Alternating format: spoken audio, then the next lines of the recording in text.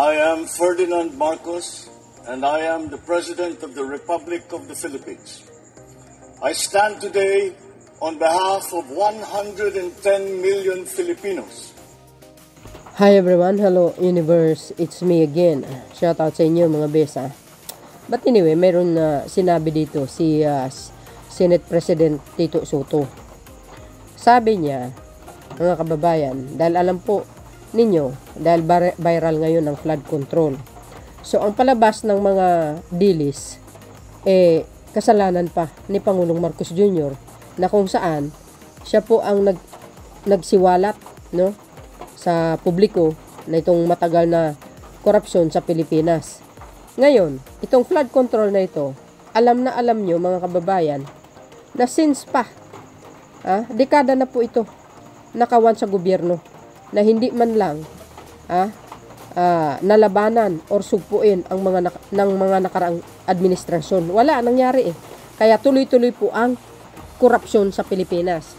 Sabi ni Tito Soto dito, mga kababayan, basahin po natin. Sabi po ng Global Mirror, Senate President Vicente Soto, the third said on Saturday that the flood control scandal now under scrutiny has uncovered even larger cases of corruption that occurred from 2016 to 2022 during the Duterte administration, sabi niya.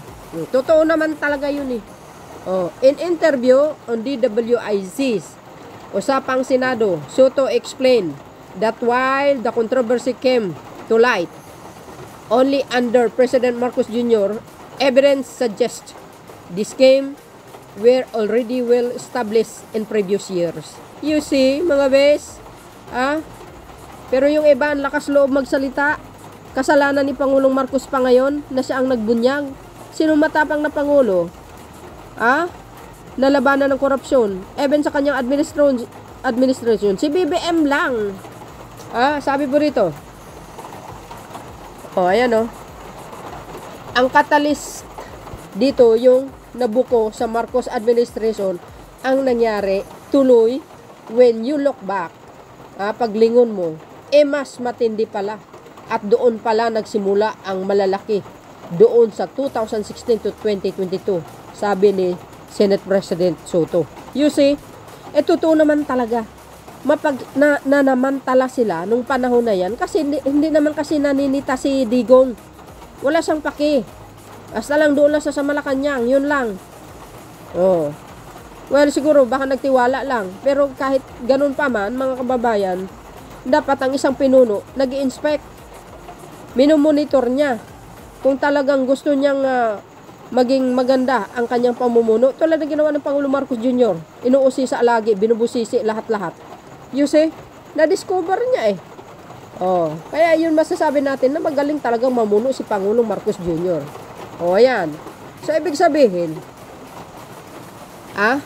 lahat po yan, na natuklasan ni Pangulong Marcos Jr. sa kanyang administration, minana niya lang. Ngayon siya ang maglilinis. Bakit kanyo? Sino bang mga kontraktor na mga panahon na yon? Siya rin ang kontraktor ngayon. So, hindi niya kaagad napansin yan. Siyempre, nagtiwala ang Pangulo na sasabihin, okay naman, magandang nila, yung kanilang gawa, yun ang akala ng Pangulo. Akalain niya ba naman nga ganun pala ang nangyari since 2016, panahon ni Digong?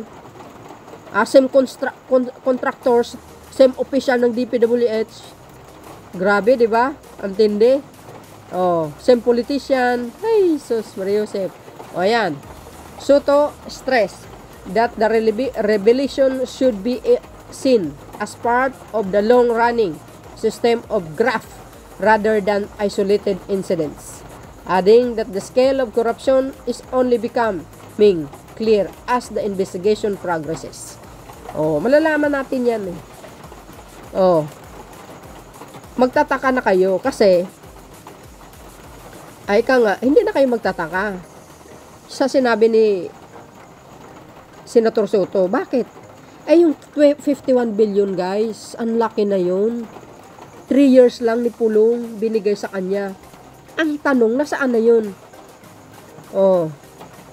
Anong mga project? Dapat inuusisa yung mga project ni Pulong. Kung yung 51 billion na yun na nagastos ng tama. Di ba? Oh, kaya wag kasi nagmamalinis yung mga DDS. Nakikita si Pangulong Marcos Jr. pero yung poon nyo hindi nyo nakikita. Na mula pala sa kanya ang anomalya. Oh. Ay minana ni Pangulong Marcos Jr. Ngayon, siya lang po ang lumalaban. Oh. Sa korupsyon. Tapos siya pang masama. Ay grabe. Isa lang ang intensyon nyo sariling interest nyo para makaupo lang kayo Malacanang, gusto nyo agawin pa diba? Hindi kayo pwede mang agaw daan sa proseso yan, may eleksyon tayo. Ano, gayahin nyo si Cory? Ang hirap sa inyo diba? Huwag ganun. Kaya bistado talaga. Ayan sabi niya. See? Soto Marcos prove unmask larger Duterte era flood control graph. Di ba? And catalyst dito yung nabuko sa Marcos administration.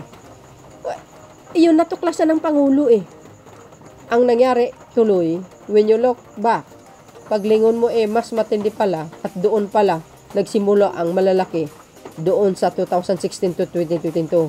Di ba? Buti nga napansin ng Pangulo. Saan kayo makakita niyan, mga bes? Kung wala si Pangulong Marcos Jr., kung hindi niya binunyag yan, wala. Tuloy-tuloy yan. Hanggang sa susunod na administration, maniwala kayo. Tapos sa mga DDS, magaling magtanggol sa mga Duterte. Sabihin, malinis, the best president. Kung the best, bakit nakulong? Pinaka-worst na pamumuno ni Digong na hindi makalimutan ng sambayanan, yung EJK. Of course, pangalawa yung mga perang nawawala. Diba? At mayroon po tayo na video dyan, mismo si Senator Lacson na ibinunyag niya nung panahon na yan. Bilyon-bilyon po sa flood control ang nawawala. Ben si Digong. Alam niya po yan. Diba? Ito, tingnan nyo to. Ito po, yung sinabi ni Katunyeng. Pakinggan nyo to. So, nakita niyo po yung sequence of events. Tandaan po ninyo, nung panahon ni dating Pangulong Rodrigo Duterte, may mga pinangalanan siyang mga tao. May mga pinangalanan siyang mga tao tungkol po dito sa, sabi niya, corruption. Pero meron ba siyang naipakulong na corrupt noon, nung panahon niya? Pangulong Duterte, meron ba kayo naalalang ipinakulong niya na corrupt? Hindi ako, baka naman nalimutan ko lang. Meron ba? Wala. Pero in fairness dito sa presidente na to, si Pangulong Bongbong Marcos, magalit na kayo sa akin o magalit, kung hindi niya kinumpronta to, hindi tayo ganito kagising sa katotohanan. Hindi po ba, mga kababayan? Kung hindi ginawa ni Pangulong Bongbong Marcos tong mga pinagagagawa niya na to, hindi sana tayo mulat na mulat ngayon, galit na galit ngayon, na meron palang ganitong klase ng sistema. Narinig nyo si Katunyeng? May punto naman talaga siya. Diba? Wala naman napaikulong si Digong. Kahit yung mga drug lord, wala. Wala naman siya naipakulong ng mga drug lord. Sabi niya 6 months. Wala naman Lalong lumala. Nagbebenta sila ng palihim. Sabi nga ni Asierto siya ang protector ng drug lord obvious ba? Yung economic advisor niya, drug lord si Michael Yang. Hindi kayo naloka. Kaya may punto si Katunyeng. Di ba? Ito pa. Ang DPWH, ang pinaka-racket dyan is yung ghost project. So walang delivery ghost project. Marami yan. Karamihan yan, it's the regional director. Ipapalabas nila na may project ito, but wala. So the best way is to conduct an audit of those projects to determine if they are ghost projects or not. And I think they are plenty. And I dare say that ang pinakamarami siguro matanggal would be from DPWH. I really intend to clean government. At least kung hindi ko kaya, maminus-minusan ang kurakot sa gobyerno. Yan na lang ang konselo ng tao na mahuli at mapreso. But most of this, yung misconduct, actually, that's the administrative term. Pero kung sa tignan mo yan ang mga crime nila in the penal side, mga falsification yan, malversation. But dito sa limited kasi ang ground, pero just the same. Pag gross dishonesty, ganon yan. That's embezzlement. Mga kababayan, narinig nyo yung dating Pangulong Duterte. Siya na mismo ang nagsabi niyan. Talamak ang korupsyon. Even sa kanyang pamumuno na mas malala. Pero wala naman siyang nagawa. No? Hindi niya naman kayang labanan. Hindi natin alam. Pero si PBBM, bakit kaya niyang isinapubliko itong mga nangyayaring korupsyon sa madlang people? Diba? So, ayan. Sana mismo nagsabi na may korupsyon sa DPWH. Ayan mga DDS. Resibo po yan. Baka sasabihin nyo kay PBBM lahat. Hindi. Minana ni Pangulong Marcos Jr. yun. So, siya ang magtatapos. Anong guys ang komento nyo? Hinahanap ko talaga ito para may pruweba.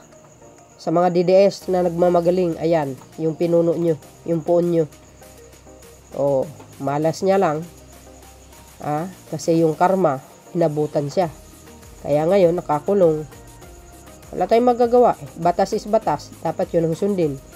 Kapwa natin Pilipino, pero ganun talagang buhay. No? Kailangan ng pagbayaran niya. For sure, pinagsisihan niya na yan. Yung mga ginagawa niyang pagkakamali sa buhay niya. Learning lesson sa lahat. Sa mga politician or sino man. Diba mga kababayan? Yan. Maawa ka man, pero wala tayong magawa. Kailangan natin sundin kung anong batas.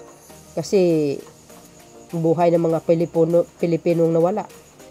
Hindi niya ginamit ang due process. Basta na lang